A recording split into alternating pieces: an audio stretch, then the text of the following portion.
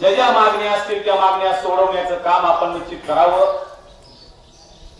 हे आंदोलन असेल, सभा असेल, मेळावा असेल, या ठिकाणी आलेला प्रत्येक ग्रामस्थ असेल,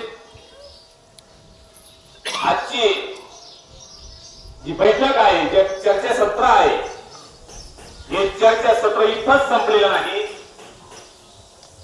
याला भविष्यामध्ये आम्ही जर या मागण्या मान्य झाल्या नाही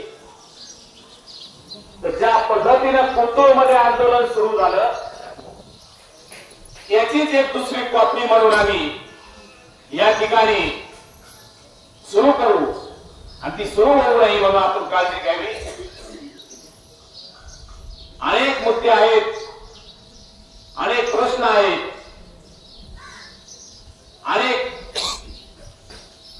वेगवेगळ्या माध्यमातून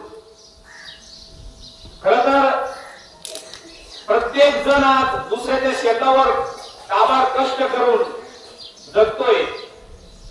आज जरी या ठिकाणी उपस्थित जनता आहे, परंतु ती स्वतःचं काम म्हणून या ठिकाणी आलेली आहे आणि सर्व ग्रामस्थांना मी हेच सांगेल, दिलेला वेळ हा वाया जाणार नाही।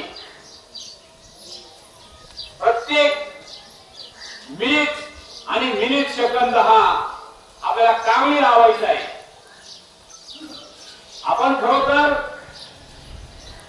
काही वर्षानंतर आंदोलन थोडी कमी केली, डॉक्टरांनी त्याचा उल्लेख केला, परंतु त्याचे परिणाम इतके भयानक झाले की आजच्या या बैठकीला, मेळाव्याला, चर्चेला माणसंच येऊ नये म्हणून त्याचे सुद्धा काही नेत्यांनी प्लॅन केले।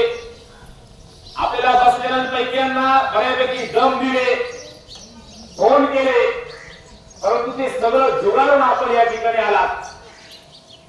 त्याचं संधीचं सोनं आपण नक्कीच करणार आहोत।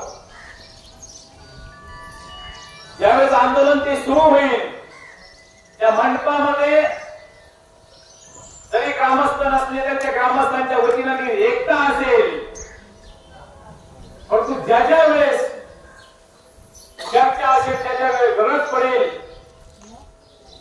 सगळ्याच्या सगळे प्रश्न घेऊन सर्व ग्रामस्थांच्या वतीनं आम्ही त्या ठिकाणी जे मुद्दे घेऊ त्यावेळेस सर्वच देवखानमधील ग्रामस्थ आज फक्त आम्ही देवखानकरांनाच आमंत्रित केलं, फक्त देवखानकरच या ठिकाणी आहे, परंतु भविष्य काळामध्ये आम्ही जो काही आढावा पट्टा असेल तो सर्व आढावा पट्टा या ठिकाणी उतरवण्याची वेळ आली तरी चालेल, पण आम्ही मागे हटणार नाही।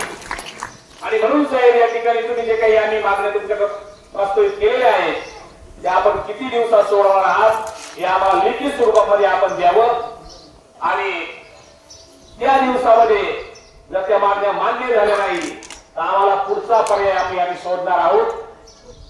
आणि म्हणून आपण आम्हाला सर्वांना शब्द द्यावा, कारण प्रत्येकाला काम असतात, प्रत्येकाला वेळ असतो, आपण पूर्णपणे चक्रा मारून थकले, आता खूप झालं, आता आम्ही आठवड्याला येणार नाही, आता यायचीच वेळ पडली तर तुम्हालाच आम्ही या ठिकाणी पुन्हा बोलू, एवढंच बोलतो आणि माझे दोन शब्द संपवतो।